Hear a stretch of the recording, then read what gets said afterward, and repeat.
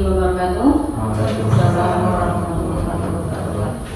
Terima kasih atas waktunya dan kesempatan yang diberikan pada saya untuk memaparkan hasil diseminasi budaya positif pada modul 1.4 yang akan saya praktik baik bersama dengan Bapak Ibu semua di SD Kecamatan Lombok.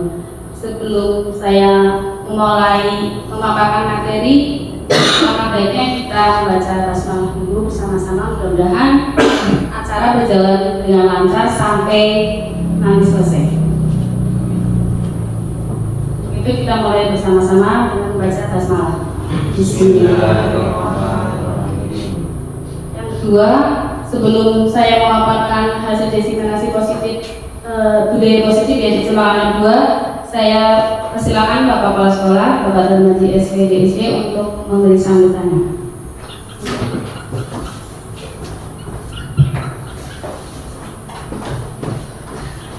Assalamualaikum warahmatullahi wabarakatuh. Waalaikumsalam warahmatullahi wabarakatuh. Bapak Ibu guru yang saya hormati,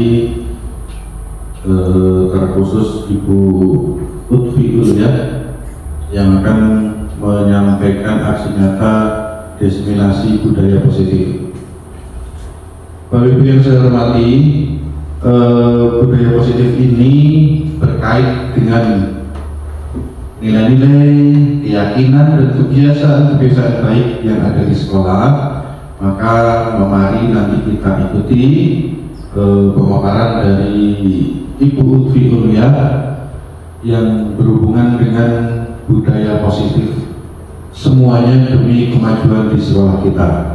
Jadi nanti bisa diterapkan di sekolah kita apa-apa yang baik yang nanti disampaikan oleh Ibu Lutfi tadi, sehingga di sekolah kita akan terjadi diterapkan budaya yang positif untuk meningkatkan hasil belajar, meningkatkan kemajuan sekolah kita. Selanjutnya kepada Bapak Ibu guru, silahkan mengikuti kegiatan dari Ibu Lutfiah dalam menjadi calon guru penggerak ini, karena dengan diklat guru penggerak ini diharapkan ada peningkatan kompetensi, adanya peningkatan kompetensi guru maupun peningkatan dalam kualitas pembelajaran. Ini penting, jadi nanti akan diperoleh kegiatan pembelajaran yang lebih inovatif, anak lebih aktif, lebih senang belajar, dan muaranya pada peningkatan hasil belajar. Kepada Ibu Lutfi, selamat menjalankan kegiatan dalam diklat calon guru penggerak, menjadi pionir atau perintis dalam peningkatan kualitas di sekolah kita. Bapak Ibu silahkan, monggo mari kita mengikuti pemaparan diseminasi budaya positif di SD Negeri Cemarahan 2 dari Ibu Lutfi Ulia. Demikian yang dapat saya sampaikan. Mohon maaf atas segala kekurangan. Bila taufiq hidayah. Assalamualaikum warahmatullahi wabarakatuh.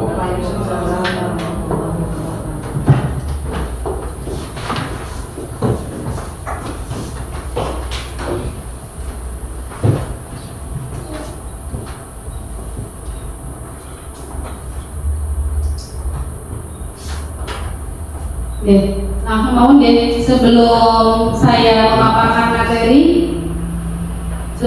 memaparkan materi, alangkah baiknya biar kita tambah semangat, mungkin biar nggak jenuh, nggak bosan. Kita bermain dulu sebentar. Kira-kira bisa berdiri semua tapi di depan. Belum mulai. Speaking sebentar biar nggak bosan. Maju maju, nggak apa-apa ke depan.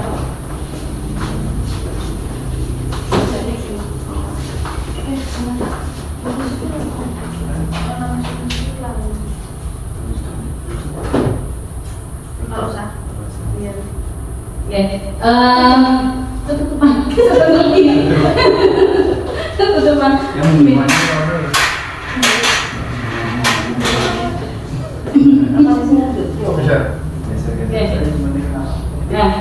Sebelumnya tangan kanan boleh, tangan kiri diangkat. Saya akan bercerita nanti kalau misalkan saya menyebutkan kata lolo, Bapak Ibu itu memegang tangan teman yang di sebelahnya. Tangannya di sebelahnya. Tangannya di sebelahnya. Jadi tangan yang berdirinya berarti megang. Tangan yang di atas. Yang di atas ya. Dipegang, pegang. Biar Jadi salah ini. Apa kesini lagi? Sama dulu. Jadi megang itu. Ya, apa sama? Ya, sini, Mbak.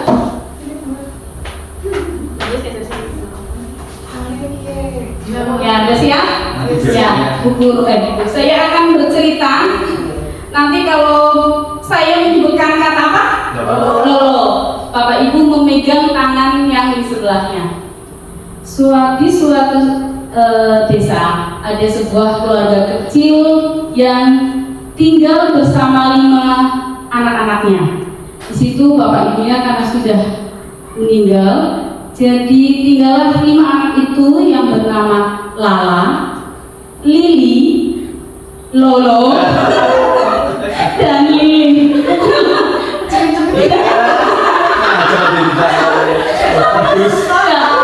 Kemudian mereka berlima berjalan menyusuri hutan, namun di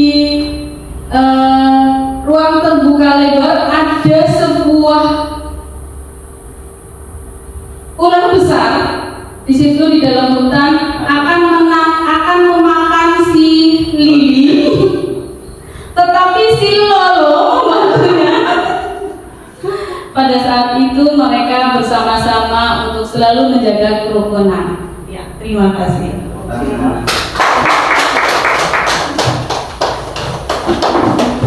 Lamar si Lili.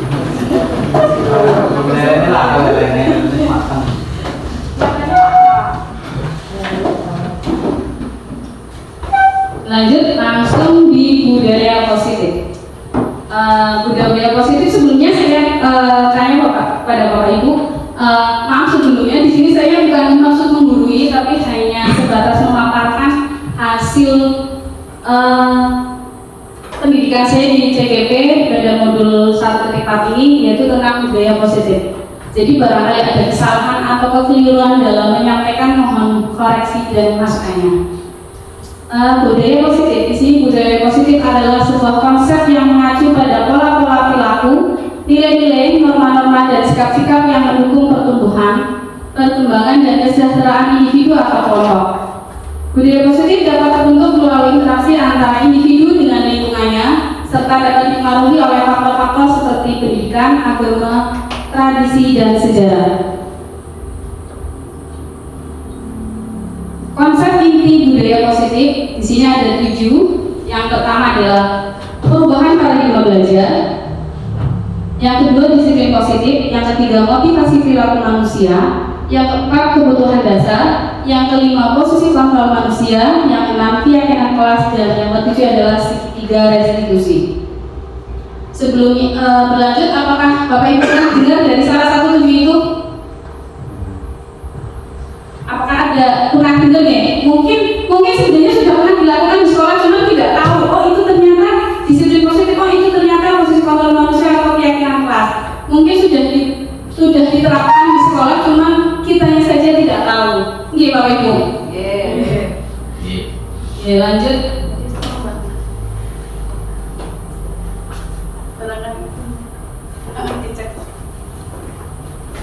Perubahan paradigma belajar.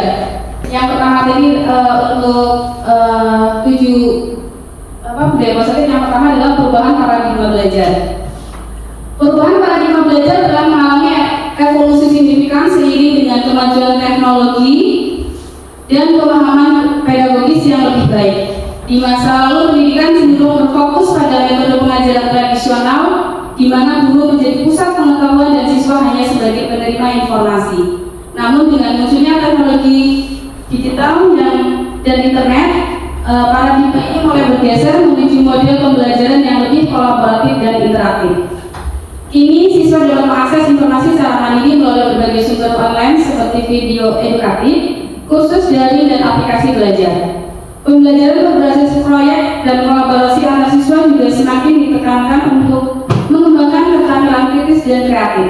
Selain itu, pendekatan personalisasi dalam pembelajaran memungkinkan setiap siswa belajar sesuai dengan kecepatan dan gaya belajar mereka sendiri.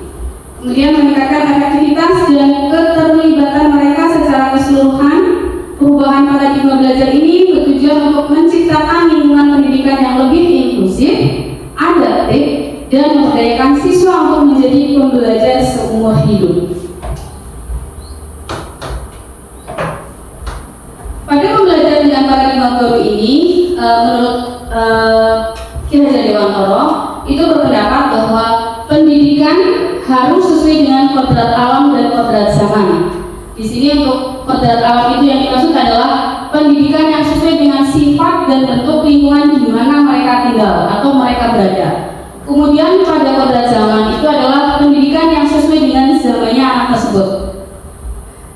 Untuk kodrat alam yang di SD Cempaka 2 kita memberi pembelajaran atau pemahaman kepada anak pada materi itu kan sesuai, misalkan untuk memberi contoh kan sesuai apa yang pernah mereka lihat di kesehariannya. Itu termasuk dari kodrat alam. Jadi anak itu dengan mudah bisa memahami apa materi yang dijelaskan oleh Bapak Ibu guru. Kemudian untuk kodrat zaman, di sini kodrat zaman itu adalah pendidikan yang sesuai dengan zamannya anak. Kalau dulu waktu saya masih sekolah mungkin Bapak Ibu juga beda dengan pembelajaran sekarang. Kalau sekarang kan anak sudah lihai dalam bermain pada HP atau komputer atau laptop, sudah tahu. Jadi peran guru di sini bagaimana caranya agar pembelajaran itu bisa sampai ke anak, bisa dipahami anak sesuai dengan zamannya. Bisa melalui pembelajaran dengan misalnya kayak LCD atau memberi latihan soal atau tes-tes itu melalui Android. Jadi memungkinkan anak untuk bisa bermain dengan belajar dengan senang. Kemudian untuk peran sebagai guru, menurut Ki Hajar Dewantara adalah pendidikan adalah tempat persemaian segala benih-benih kebudayaan yang hidup dalam masyarakat kebangsaan. Ki Hajar Dewantara itu mengibaratkan peran guru atau pendidik itu sebagai seorang petani. Berarti sama ya, kita itu kayak petani. Jadi hanya memupuk anak untuk menjadi bagaimana anak itu menumbuhkan potensinya. Itu guru itu hanya membantu untuk menebalkan. Jadi tidak seperti dulu menulis di atas kertas putih seperti itu anak, tapi sekarang menebalkan potensi-potensi anak yang ada, potensi-potensi positif apa yang ada yang bisa dikembangkan oleh Bapak Ibu guru, seperti itu. Kemudian selanjutnya pada pembelajaran paradigma baru ini, salah satu tanggung jawab guru adalah menciptakan lingkungan yang positif. Ini terdiri dari warga sekolah yang saling mendukung, saling belajar, saling bekerja sama, belajar sehingga tercipta kebiasaan baik, akan menjadi karakter baik, dan pada akhirnya karakter-karakter baik ini dari warga sekolah akan melahirkan kegiatan yang menjadi budaya positif. Jadi kegiatan-kegiatan yang baik itu dibudayakan agar nantinya karakter-karakter baik di lingkungan sekolah itu bisa menjadi kebiasaan. Seperti yang dilihat contoh ini, kalau anak SD Cempaka 2 yang sering saya lihat mungkin Bapak Ibu guru juga pernah merasakan atau mengalaminya. Kalau misalkan bertemu dengan anak di jalan pasti mengucapkan salam ya seperti itu salah satu contohnya. Kemudian untuk di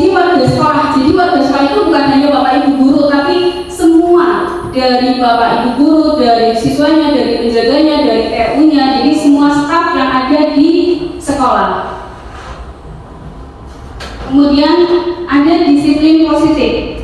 Disiplin positif ini merupakan salah satu cara penerapan disiplin yang bertujuan untuk menumbuhkan kesadaran serta memperdayakan murid tanpa imbalan, penghargaan atau hukuman. Nah, sebagai contoh, setiap hari Senin anak dibiasakan untuk mengikuti upacara bendera, kemudian belajar mandiri setiap hari. Anak tidak dipaksakan untuk harus berangkat sekolah seperti itu, tapi mereka dengan kesadaran sendiri masuk sekolah. Kemudian yang ketiga adalah mengikuti kegiatan ekstrakurikuler. Jadi tidak ada paksaan atau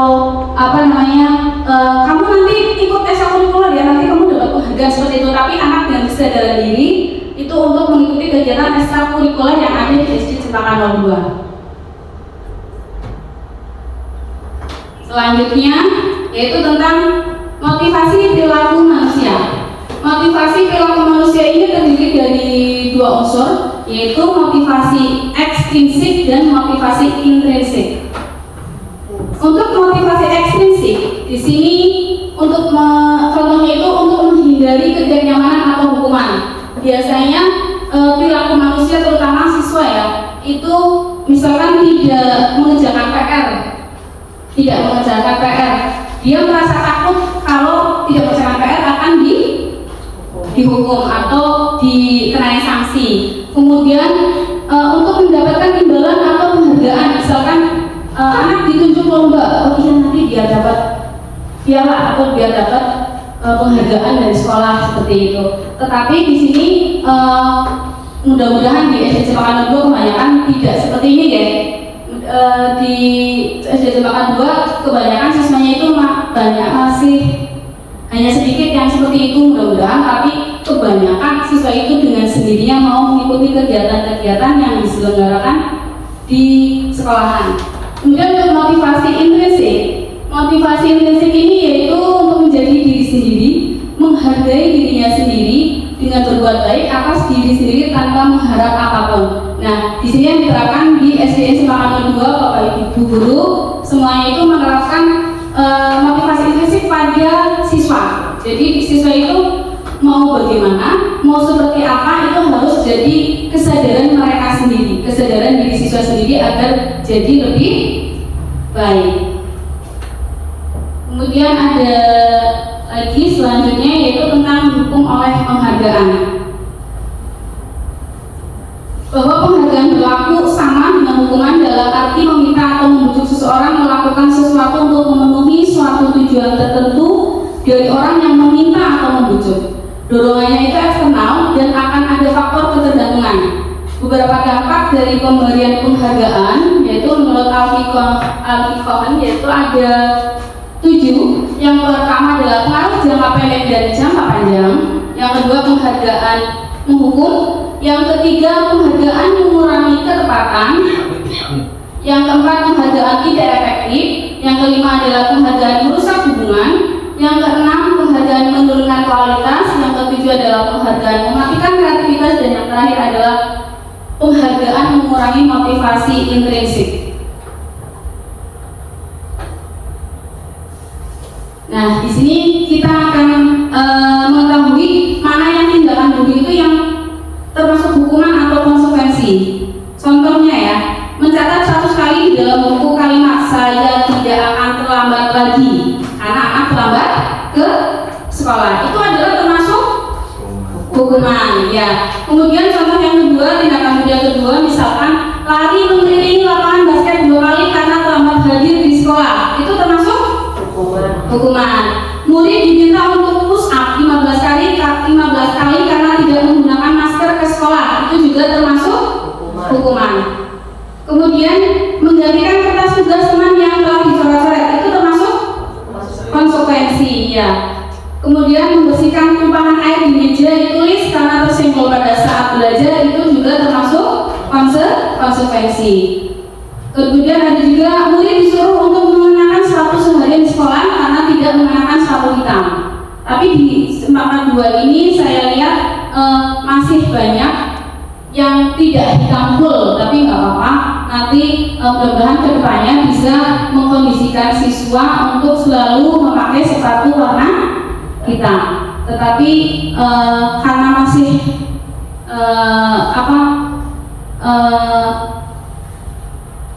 masih berlaku untuk di setiap SD mungkin ya, masih banyak yang memakai sepatu yang ada coret atau itu putihnya, jadi diperbolehkan.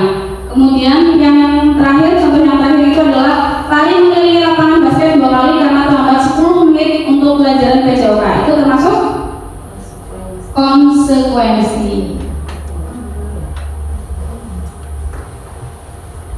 Kemudian perbedaan hukuman dan konsekuensi. Di sini hukuman yang termasuk hukuman sesuatu yang menyakitkan dan harus terjadi. Kalau konsekuensi itu apa?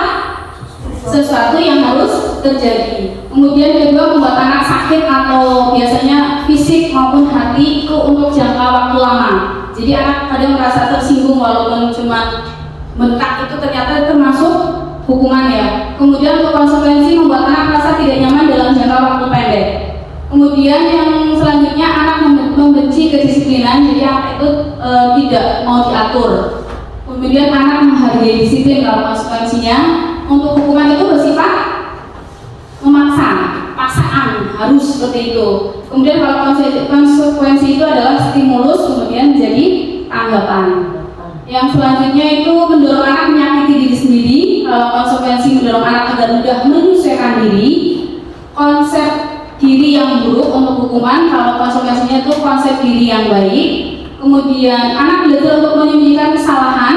Kalau di konsekuensi anak belajar untuk mematuhi peraturan. Dan yang terakhir itu untuk hukuman, anak itu bisa marah, bisa rasa bersalah, dipermalukan, merasa tak dihargai. Kalau untuk konsekuensi itu kehilangan hak, dibuat tidak nyaman atau diasingkan untuk sementara atau tim out.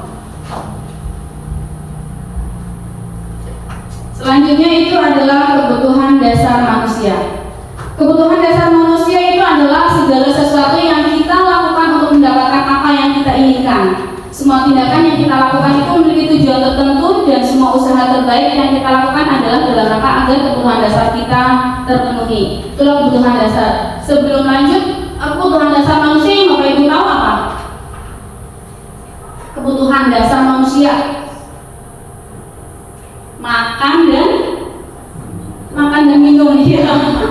5 kebutuhan dasar manusia, otomatis makan dan minum itu yang pertama ya. Ya kan, kalau tidak makan dan minum masih lama-lama akan innalillahi. Itu adalah 5 kebutuhan dasar manusia. Itu yang pertama adalah makan dan minum. Kemudian yang kedua itu adalah kasih sayang. Pasti tentang kasih sayang ya, Dias. Dias kapan? Besok. Kemudian yang ketiga itu adalah penghargaan. Yang keempat adalah kebebasan atau freedom, dan yang freedom. Kemudian yang kelima itu adalah kesenangan, happy. Ya, itu pasti 5 kebutuhan dasar itu pasti yang harus dimiliki manusia. Karena kalau salah satu tidak dimiliki, pasti akan ada rasa kejenuhan. Lanjut, 5 posisi kontrol guru. Yang pertama adalah menghukum, yang kedua adalah membuat rasa bersalah, yang ketiga memantau, yang keempat adalah teman, dan yang kelima adalah sebagai manajer. Untuk contoh sebagai penghukum itu misalkan karena terlambat masuk kelas, lain menilai lapangan 5 kali, itu adalah contoh guru sebagai penghukum. Kemudian pembuat rasa bersalah, kamu kenapa lagi selalu buat ibu kecewa dengan berantem setiap hari, itu membuat rasa bersalah. Kemudian sebagai manajer, apakah kamu tahu kesalahanmu? Kira-kira bagaimana cara kamu memperbaiki kesalahanmu? Nah, seperti itu yang harus sebaiknya guru jadi posisi kontrol di sekolah. Kemudian untuk yang teman, ayo gila, kenapa sih kamu memang terus saat ibu menjelaskan sambil senyum-senyum? Kemudian untuk pemantau, posisi pemantau di sini, Dika, kamu tidak mengerjakan tugas, kamu tahu konsekuensinya? Kerjakan tugas dulu sebelum istirahat. Nah, dari contoh 5 ini, 5 posisi kontrol ini, apakah Bapak Ibu guru pasti ya Bu, saya memastikan pasti pernah seperti itu di kelas ya. Pasti. Cuma tidak tahu kok ini ternyata menghukum, kok ini ternyata sebagai manajer atau sebagai teman atau pemantau. Ya, makanya Bapak Ibu yang belum ikut guru penggerak. Jadi lebih tahu. Kemudian ada keyakinan kelas. Keyakinan kelas yaitu nilai-nilai kebajikan universal yang disepakati secara tersirat dan tersurat lepas dari latar belakang suku, negara, bahasa maupun agama. Nilai-nilai kebajikan bahwa menekankan pada keyakinan seseorang akan lebih memotivasi seseorang dari dalam. Seseorang akan lebih tergerak dan bersemangat untuk menjalankan keyakinannya daripada hanya sekedar mengikuti serangkaian peraturan tertulis tanpa makna. Ini adalah contoh keyakinan kelas. Nah, untuk pembentukan keyakinan kelas yang pertama yaitu keyakinan kelas bersifat lebih abstrak daripada peraturan yang lebih rinci dan konkret. Yang kedua, keyakinan kelas berupa pernyataan-pernyataan universal. Kemudian yang ketiga, pernyataan keyakinan kelas itu senantiasa dibuat dalam bentuk positif. Berarti tidak boleh menggunakan kalimat negatif, tidak boleh menggunakan kata jangan buang sampah sembarangan, tidak boleh, tapi buanglah sampah pada tempatnya. Jadi untuk membedakan keyakinan kelas dengan peraturan kelas itu yang utama itu adalah pakai kalimat positif dan negatifnya.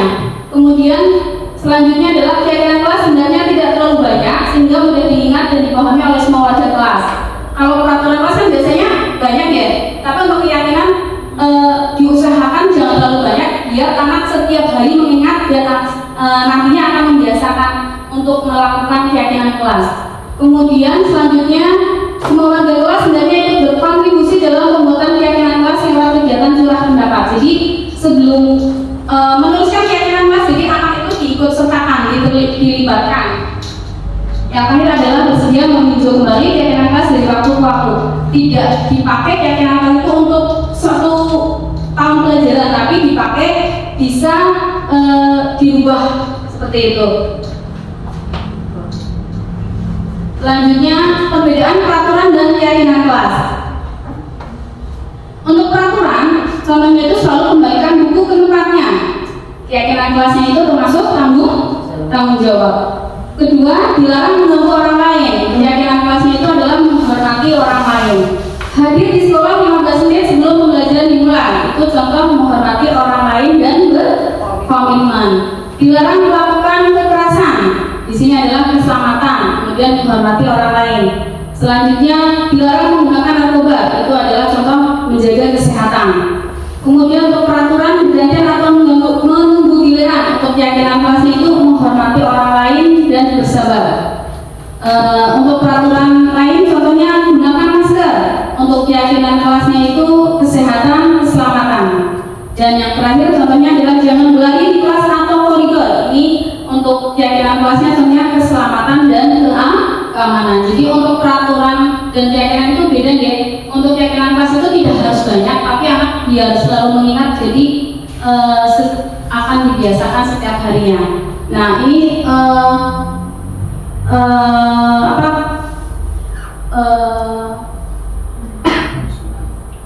penyusunan keyakinan kelas, di kelas 5 yang kemarin. Kemudian ada segitiga restitusi. Segitiga restitusi itu membantu murid memiliki tujuan, disiplin positif dan memulihkan dirinya setelah berbuat salah. Nah, restitusi ini digunakan untuk belajar dari kesalahan. Nah, segitiga restitusi mungkin semuanya Bapak Ibu guru juga pernah pasti pernah menerapkan segitiga restitusi, tapi tidak tahu mana yang menstabilkan identitas, mana yang validasi tindakan yang salah, dan mana yang menanyakan keyakinan. Nah, segitiga restitusi itu ada 3, yaitu menstabilkan identitas. Gimana untuk menstabilkan identitas itu tidak ada manusia yang sempurna, dimana setiap orang itu juga pernah melakukan kesalahan. Jadi kita misalkan ada siswa yang melanggar peraturan atau berbuat salah, itu kita menanyakan kamu kenapa? Misalkan iya ibu maaf saya mengerjakan PR, lupa. Oh iya nggak apa-apa, lupa, manusiawi. Ibu juga pernah seperti itu. Jadi itu adalah contoh menstabilkan identitas. Kemudian validasi tindakan yang salah. Di sini contohnya adalah kamu tentu punya alasan. Kamu tentu punya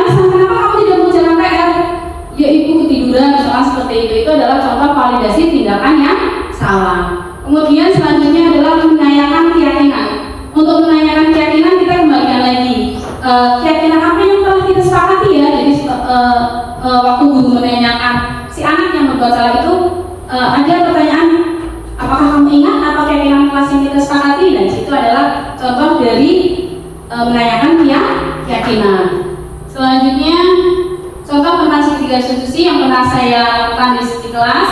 Ini contohnya. Kemudian selesai ya. Terima kasih untuk Bapak dan Ibu atas waktu dan kesempatannya. Di sini sekali lagi bukan maksud menggurui. Barangkali ada yang mau ditanyakan dari Bapak Ibu, kita sharing bareng-bareng. Iya, silakan Bu Dias.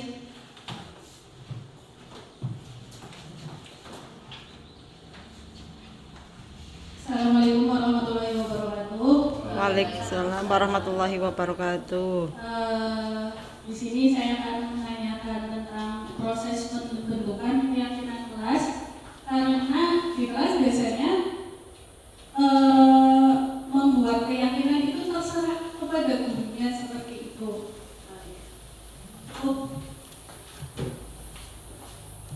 Ya, terima kasih atas pertanyaannya dari Bu Dias.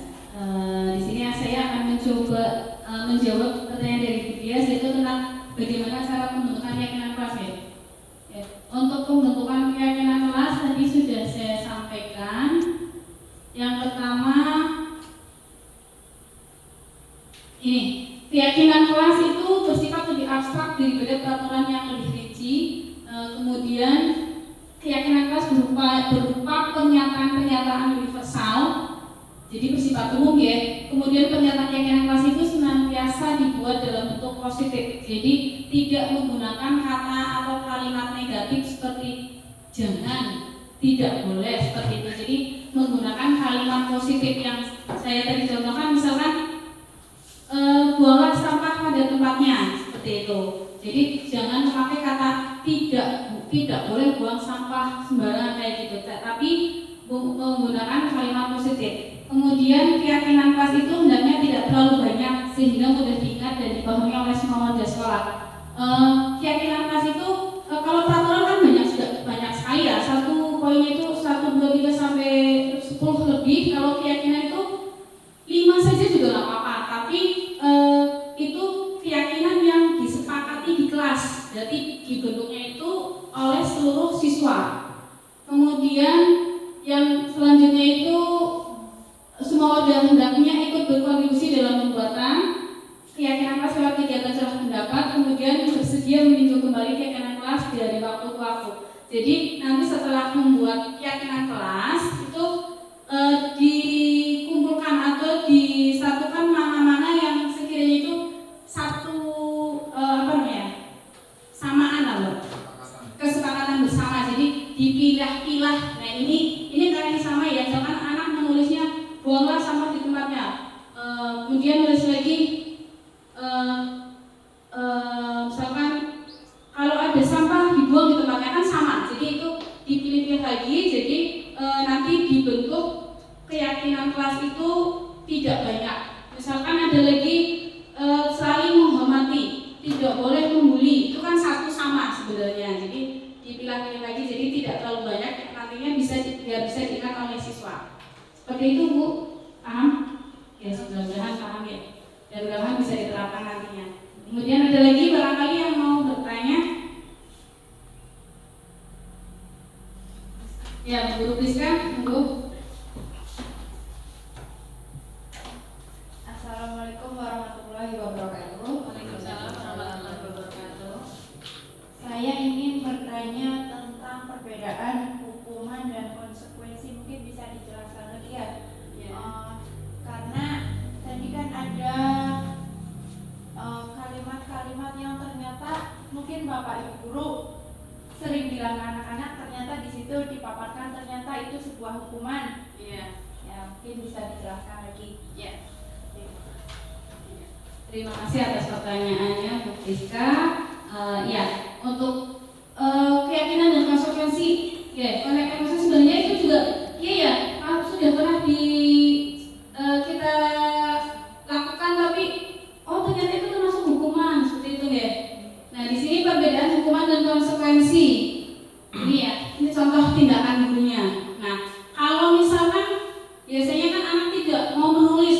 dia mau menulis, kamu tulis lagi ya, satu lembar itu ternyata termasuk hukuman.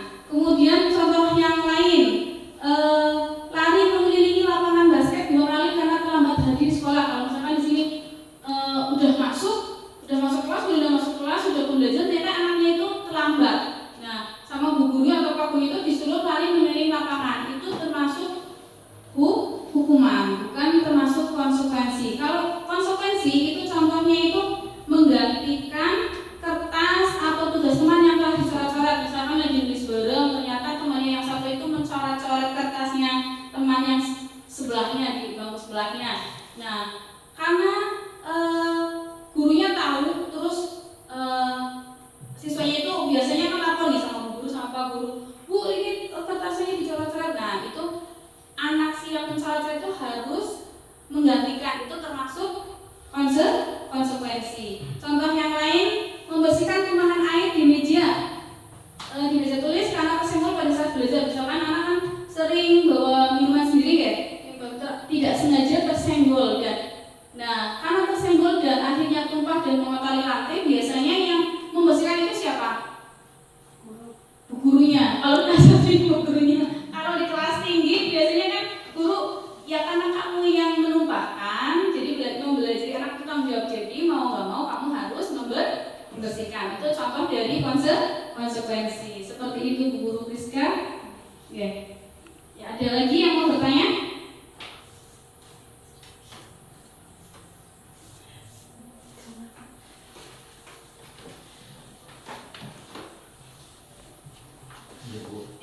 Iya, Pak Dedi.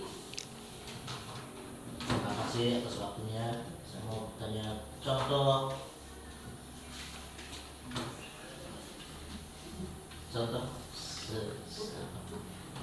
yang ada di sekolah. Contoh budaya positif. Iya. Iya. Contoh disiplin positif mungkin ya Pak. Contoh disiplin positif. Iya. Contoh disiplin positif. Ya, sebenarnya sudah kita Bapak Ibu guru sudah pernah menerapkannya. Contohnya itu disiplin positif setiap hari Senin anak-anak diwajibkan untuk mengikuti upacara. Itu adalah anak-anak wajib ikut upacara, itu adalah contoh disiplin positif. Kalau di sini kemudian ada kegiatan risalah awal, nah itu juga contoh kegiatan positif. Kemudian contoh lain untuk kebersihan lingkungan sekolah. Nah di situ anak-anak dibiasakan untuk membuang sampah pada tempatnya. Jadi kalau ada sampah yang di jalan atau di depannya, itu anak diharuskan itu untuk ikut menjaga kebersihan lingkungan, seperti itu. Contoh lain untuk budaya positif itu adalah mengikuti kegiatan-kegiatan ekstrakurikuler yang ada di sekolah. Itu contoh-contoh kegiatan disiplin positifnya. Seperti itu Pak Guru Didi. Ada lagi yang mau bertanya barangkali atau menguatkan pendapat dari saya ya Bu? Mohon maaf, itu kan yang tindakan guru dengan hukuman atau konsekuensi. Yang garis paling akhir itu hukuman atau konsekuensi ya? Yang lari mengelilingi lapangan. Lari mengelilingi lapangan 2 kali karena terlambat 10 menit. Iya. Itu menurut saya condongnya ke hukuman, Bu. Oh, condongnya ke hukuman. Di sini kan konsekuensi karena kan kalau konsekuensi kalau yang hukuman itu lari mengisi lapangan basket 2 kali karena terlambat hadir di sekolah. Kalau ini terlambat 10 menit, kalau terlambat hadir berarti anak itu udah mau selesai baru datang. Jadi itu termasuk hukuman. Tapi kalau misalkan di sini kan konsekuensinya biasanya Bapak Ibu guru misalkan nanti ini pembelajaran berlangsung kan sampai jam 9. Nah, ternyata si anak tersebut itu datang sesudah melewati jam 9 lebih 10 menit. Nah, kan sebelumnya sudah ada kesepakatan kelas, keyakinan kelas itu. Jadi minimal hadir 10 menit sebelum pembelajaran atau sesudah pembelajaran itu termasuk konsekuensi. Seperti itu. Ada lagi yang mau ditanyakan atau saling mengoreksi barangkali ada yang salah?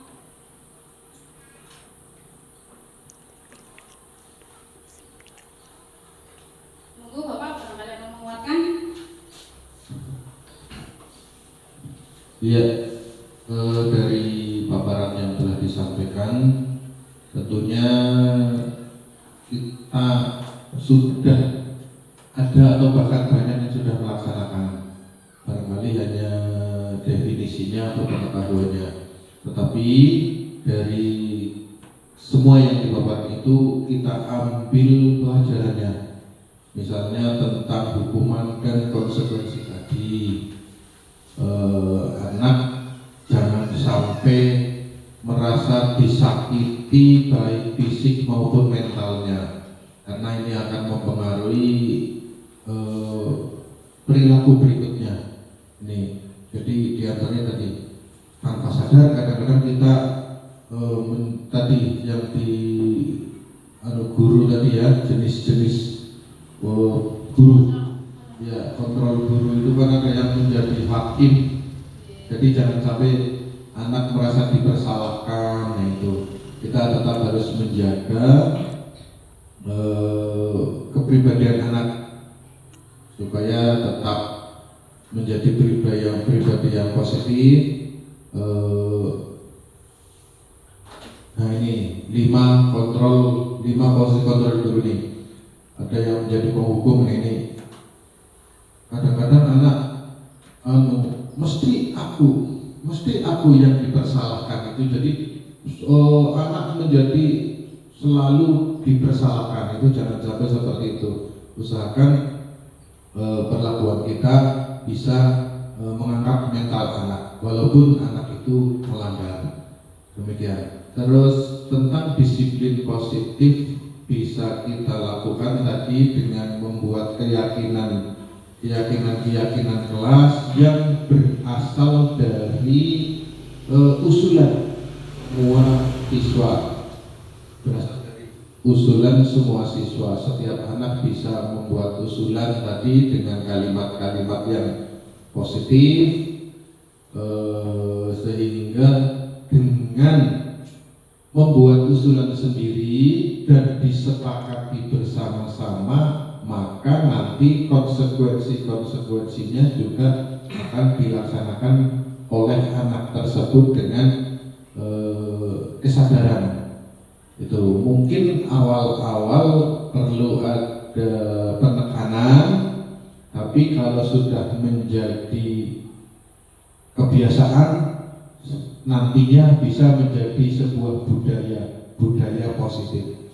Itu jadi perlu kita pahami untuk dilaksanakan di sekolah kita. Dari disiplin positif nanti bisa menjadi budaya yang positif. Ini demikian, terima kasih.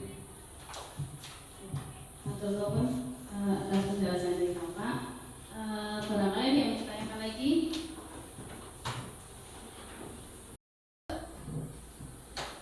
Ya, untuk lebih memahami 5 posisi kontrol guru 4 dan segitiga resolusi yang kita terapkan di sekolah, kita akan melihat video berikut.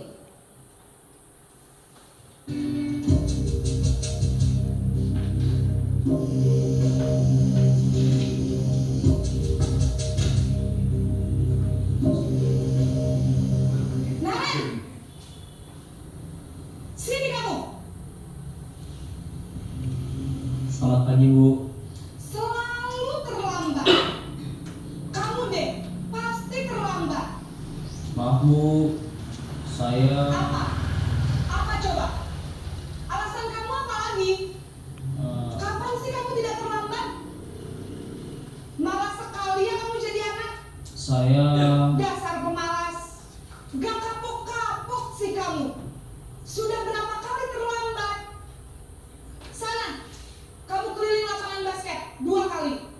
Kenapa saya harus keliling lapangan basket, Bu? Kenapa? Kamu melawan ibu? Berani-beraninya jawab. Sudah terlambat, masih berani jawab pula. Sekarang, keliling lapangan basket 5 kali sekalian. Biar kapok. Cepat. Pergi sana ke lapangan basket. Ini posisi pembuat merasa bersalah.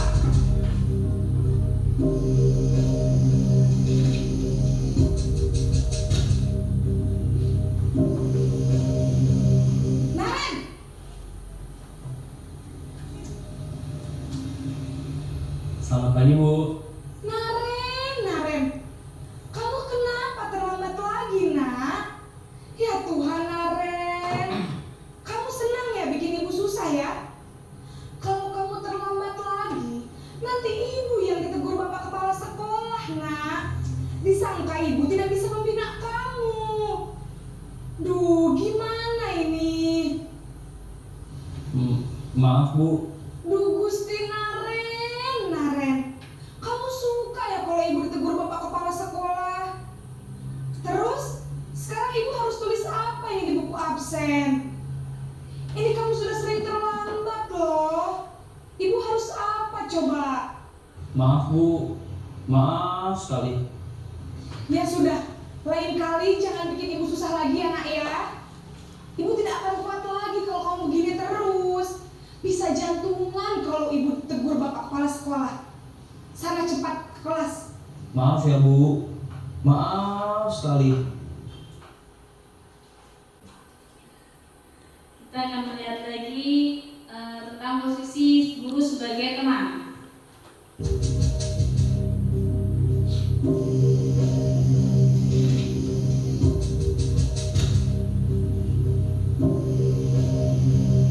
Naren,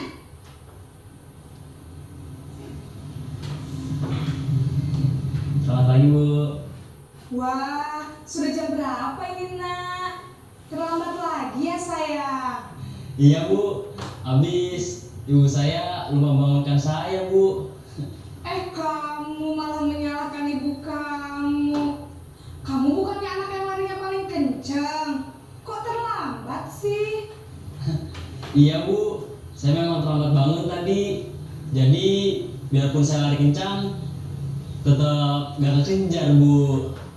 Ya sudah sana. Nanti lain kali larinya lebih kencang lagi ya. Biar gak terlambat lagi. Bikin seneng ibu. Demi ibu. Bisa kan? Bisa lah Bu. Ya sudah sana masuk kelas. Ibu beresin urusan absen kamu. Kamu ini ada-ada saja.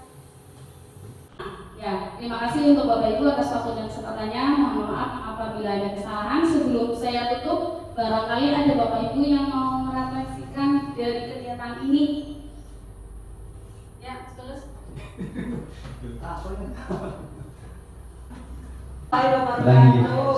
Assalamualaikum warahmatullahi wabarakatuh. Sebelum saya mau bertanya ya, nanti saya menguatkan di atas dulu 27 juga. Untuk menanyakan tentang budaya positif. Sebetulnya budaya positif ini banyak yang kontra di antara apa yang kita lakukan, namun sebetulnya itu baik, terutama pada bagian keyakinan kelas. Awalnya itu kan namanya peraturan kelas, peraturan kelas kemudian berubah menjadi keyakinan kelas. Keyakinan kelas ini diupayakan nanti Bapak Ibu tidak terpasang juga di dalam kelas, tetapi di sekolah. Jadi biar anak juga menjadi kesepakatan sekolah atau keyakinan sekolah. Bentuk dari peraturan sekolah dulu ya. Jadi tadi disampaikan oleh Bu Lutfi itu memang betul. Jadi janganlah membuang sampah sembarangan. Itu bentuk dari peraturan kelas. Sehingga untuk bentuk keyakinan kelas itu buanglah sampah pada tempatnya. Jadi jangan ada kata perintah. Kemudian keyakinan kelas ini dibuat oleh kemauan oleh siswa sendiri. Jadi keyakinan dari siswa itu sendiri. Jadi nanti ketika Bapak Ibu guru di kelas itu berarti yuk kita buat keyakinan kelas apa yang nanti kita sepakati, biar nanti ketika siswa itu melanggar jadi ingat, oh berarti itu kesepakatan yang kita sepakati bersama. Contoh kita jangan membuang sampah pada tempatnya ketika kita melanggarkan, oh ya ada tertulis di situ. Jadi, kalau bisa nanti ada sedikit kayak apa ya, jempol ya, tak jempol barang-barang di situ kesepakatan kelas masing-masing. Gitu untuk keyakinan kelas. Itu nanti imbasnya ke segitiga restitusi. Segitiga restitusi itu hubungannya nanti ujungnya ke keyakinan kelas. Contoh, memang ini banyak yang belum kami lakukan, bahwa ketika ada siswa yang ada masalah itu pertanyaannya memang menstabilkan identitas. Jadi apa yang kamu lakukan tadi, misalkan pecahkan kaca, kamu sudah makan?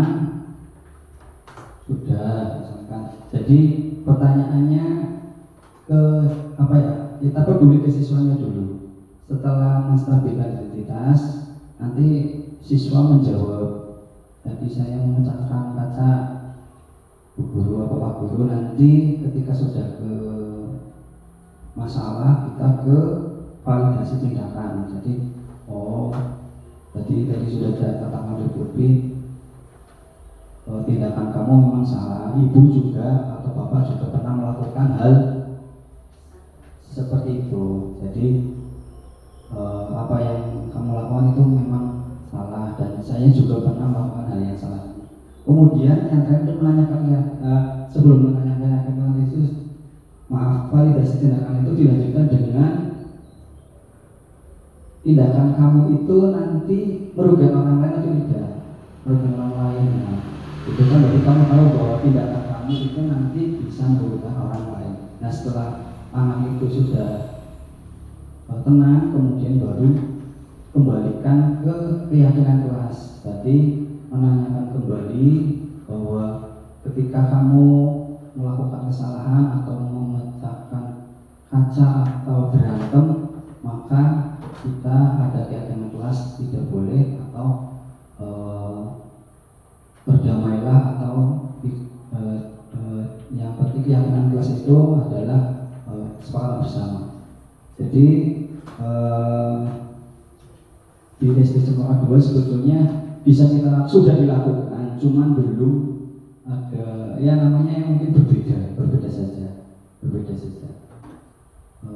Itu saja yang bisa saya sampaikan.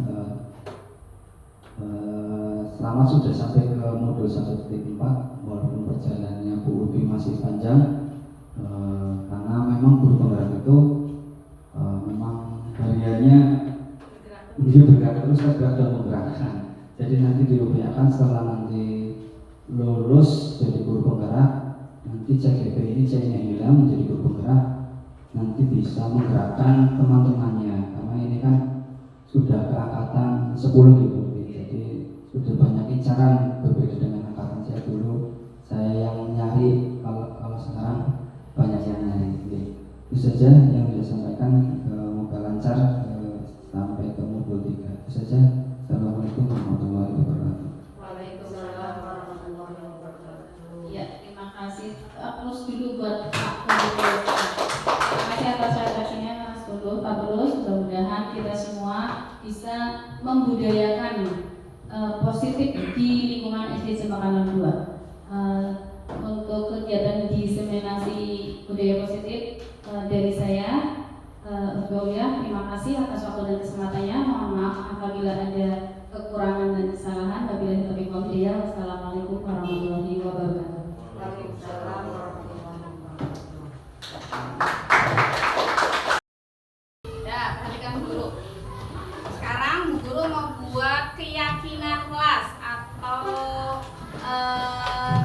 sebelumnya Bu Guru tanya, kalian udah tahu keyakinan kelas itu apa? Belum ya, ada yang belum, ada yang sudah tahu. Saya mau tanya, kalian tahu peraturan kelas? Tahu peraturan sekolah? Tahu. Contoh peraturan sekolah apa? Membuang sampah pada tempatnya. Selain itu, Jaga kebersihan sekolah. jaga kebersihan sekolah. Apalagi? Mematuhi peraturan guru. Nah, sekarang Bu Guru tanya, kalau misalkan mematuhi peraturan guru, berarti kan semua guru ya. Nah, misalkan kamu lagi belum waktunya istirahat, terus ada yang jajan di luar, itu kira-kira mematuhi peraturan sekolah apa tidak? Tidak. Terus misalkan guru tanya, misalkan Ibnu hari Senin tidak pakai baju rapi, pakai sepatu putih, tidak pakai dasi, tidak pakai topi, itu termasuk peraturan sekolah apa keyakinan kelas? Peraturan sekolah. Kalau peraturan sekolah kan masih semuanya, ya. Terus misalkan Ibnu nih takut nih nggak pakai dasi, nanti kalau nggak pakai dasi apa dihukum. Terus apa lagi? Kena sanksi. Nah, itu kan belum punya kesadaran ya. Nah, tapi kalau yang di kelas, Ibnu sudah mengerjakan PR atau belum? Sudah. Ibnu pakai sepatunya hitam, terus tidak membuang sampah sembarangan. Buang sampahnya pasti di tong sampah. Nah, Ibnu ya, kenapa Ibnu melakukan itu? Karena biar kelasnya bersih. Yang kedua, kesadaran diri harus berbaju rapi, kayak gitu. Itu termasuk peraturan apa keyakinan? Keyakinan. Nah, sekarang guru pengen tahu keyakinan kelas 5 apa saja. Nanti guru bagi ini kalian tulis, tapi tidak boleh pakai kata atau kalimat negatif. Contoh kalimat negatif apa? Jangan, tidak boleh makan di kelas. Nah, itu kalimat negatif. Kalimat positifnya, makanlah di luar kelas. Itu kan? Itu kalimat positifnya. Gitu. Paham? Nah, sekarang guru bagi. Nanti kalian kalau sudah ditempel, disimpan. Satu saja ya. Buat keyakinan kelas satu saja. Nanti kan ini ada 31 siswa, nanti kan banyak. Nanti tidak semuanya guru pakai, tapi nanti guru kelompokkan. Yang sama dikelompokkan. Paham? Jadi guru jangan kasih nama, ditulis saja. Nanti yang sudah, kalau waktunya guru suruh tempel kayak gitu ya. Ditulis pakai pulpen. Tulis pakai pulpen. Kasih ambil mas. Ini tasnya ambil. Ayo yang sudah dapat ditulis keyakinan kelas kamu itu apa?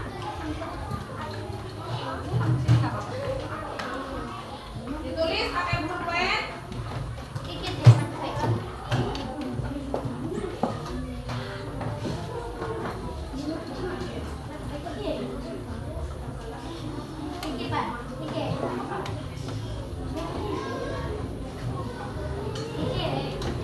Ditulis cepat, guru kasih waktu.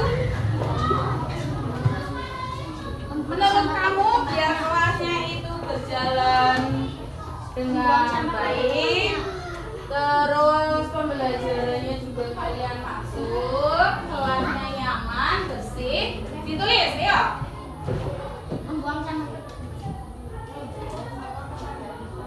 Ditulis sekarang, ditulis, ayo. Ditulis, jangan sama semua. Kira-kira biar kelasnya itu nyaman, kelasnya bersih, pembelajarannya juga aktif, tidak berisik. Sudah, nanti kalau sudah semua,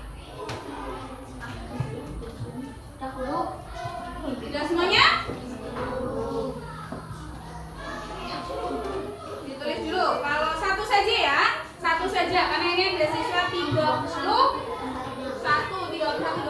anak, jadi nanti otomatis ada 32 macam biasanya, karena dia kembali nanti untuk misalkan yang kembar